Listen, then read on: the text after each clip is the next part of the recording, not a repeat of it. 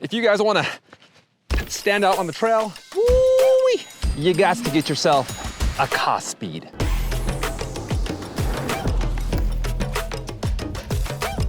Now, I'm sure you're asking yourself, what is a Kaaspeed? Well, it's this. Okay, I guess I better get serious and tell you some stuff about this pretty cool vehicle. So Kaaspeed is the name of the company, and the only thing they sell is this, but they do offer this in like a bunch of colors. And I gotta say that orange is just looking beautiful, especially with the bright sun. But the most defining feature about this is this right here. Look at that. That is a 9.5-inch wide tire. There's my hand for comparison. And they do offer this in either a road, which is what I have here, or an off-road tire. Now, the best thing about those tires, other than the way they look, which is just pretty cool, is that it's self-balancing. And you can move it 30 degrees and it will still, nope, that was past 30. There we go. Look at this. You just push it. Push it some more. And some more. Ooh, and some more. I will applaud that.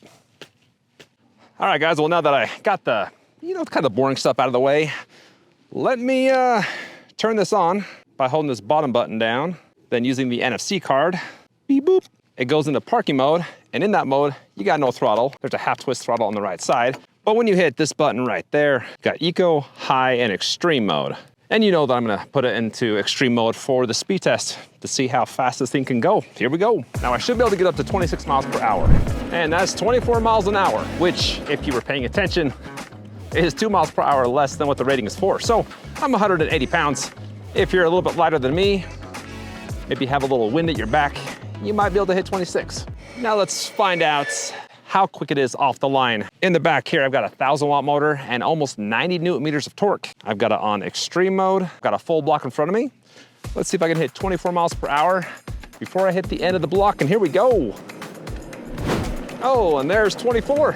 The last thing about power I want to talk about is the hill test. I took it up to a 60% grade hill, started at the bottom without any momentum, and it powered me up to the top of that thing. Pretty much maintained 8 miles per hour from the bottom to the top. All right, guys, I just got off the phone with the owner of Kaaspeed, and he reminded me of a few things. And the first one is the unboxing. I don't know if you guys checked out my unboxing short on this, but I sliced and diced that box wide open.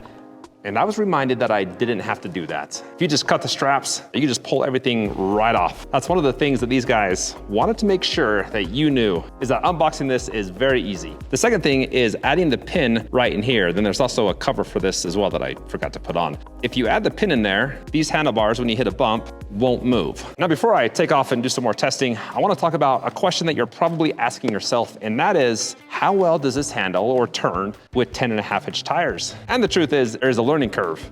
When I first popped on this, it was a little bit scary. I made a short with my wife. I created a little obstacle course, and she had a tough time as well. Oh my gosh, it does not turn. But after riding it for a couple hours, you learn a few things. You learn some tricks. And what you need to know is that you have to lean. You gotta lean a lot more than just a regular scooter or a bike, which makes sense because you gotta put more force to curve those tires. Ooh, we're leaning. So once you do that, you can just rock yourself to sleep now. Look at this. No, but I actually love the handling of this now. You can just rip around corners if you find that sweet spot. And once you do, it's pretty sweet. Yeah. Shredding the nars. All right, well, now that I'm stopped here, I want to talk about a few more things. This is just an easy mount and dismount scooter. When you're done, you just pop off. I like that. Easy access. The second thing is, if you wanted to, if you're feeling brave, you can just ditch the seat and just stand on this thing. Oh, heck yeah. Woo! That's a little terrifying, with just the right amount of fun.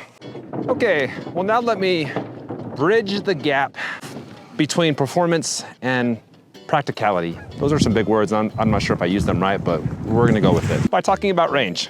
All right, so in here, which is not a lot of space. It's like that much space. But inside of there is a 19.2 amp hour battery. It's LG. It's got all the BMS protection things, so when you do charge it up, it's not gonna overheat, overcharge, all that stuff. It takes 6 hours to charge, and they say when it's fully charged, you can get up to 38 miles. Range, of course, is always gonna depend on a lot of things, like weight, weather conditions, type of terrain, whether you're having a good hair day or not, whether the wind speed is in front of you, behind you, road, gravel, dirt. I think I'm to the point in the review where I want to talk about brakes. And what you got here are, There we go. I did that on purpose so you could see how you can like easily back this thing up if you go past the place where you want to stop. Anyways, what you have here are hydraulic brakes. These are mineral oil. The right side controls the front tire, the left side, the rear tire. And I'm not gonna lie, they are a little grindy, a little loud, a little squeaky. Pretty sure I could adjust those to take away that sound, but I just don't want to do it because it's very cold out here and I can't feel my fingers. But when you hit either brake lever, the tail light flares up, and you also have motor cutoff. If I hold the brake lever down, hit the throttle, you ain't going nowhere until you release it, and then you can go. One of the last things I want to talk about is the ride and feel, and just how quiet the ride is. And it's pretty dang quiet, except for the occasional rubbing of the rotor, which again, I will fix when I get home. And it's pretty comfortable for not having suspension. But you do have those huge tires and they're actually pretty cushy. It's a softer rubber. I reviewed one other scooter like this about 1.5 years ago, and when I was hitting sidewalk lines or just coming up on a curb or a sidewalk, it was very, very not comfortable. And here, I'm gonna go on the sidewalk right now. Oh, look at that, you can't even tell that I'm on here. Look how nice this is. Water to my left, sidewalk to my right. Don't got a care in the world, not gonna put up a fight. And now I've made it to the stop where I reach in my back pockets, I look at my notes to find out all the stuff that I haven't talked about yet. And the first thing is this weighs 105 pounds. It can carry a 400-pound rider. I couldn't find a rider size, but most of you guys know I'm 5'11", and cockpit is huge, especially with the handlebars positioned where they're at. But if you're a smaller rider than me, there's just 3 screws you have to unloosen, and then you can pull those back. And you can bring them back here, or here, or here, or even push them out here. You got a lot of options. Back here, there's a spot where you can put in their quick release accessories. And gosh dang it, once you know it, I think we're done. So I guess all that's left to do is just tell you to hit me up in the comments if you have any questions. And if you're thinking about getting one of these, I would say do it. The more I ride this, the more I like it. It's gonna take you an hour or 2 to get used to how this handles, but once you learn that, it's good. It's all good. So if you do wanna check it out, I've got the link in the description, and that's pretty much it. So thanks for watching, and I'll see you on the next one.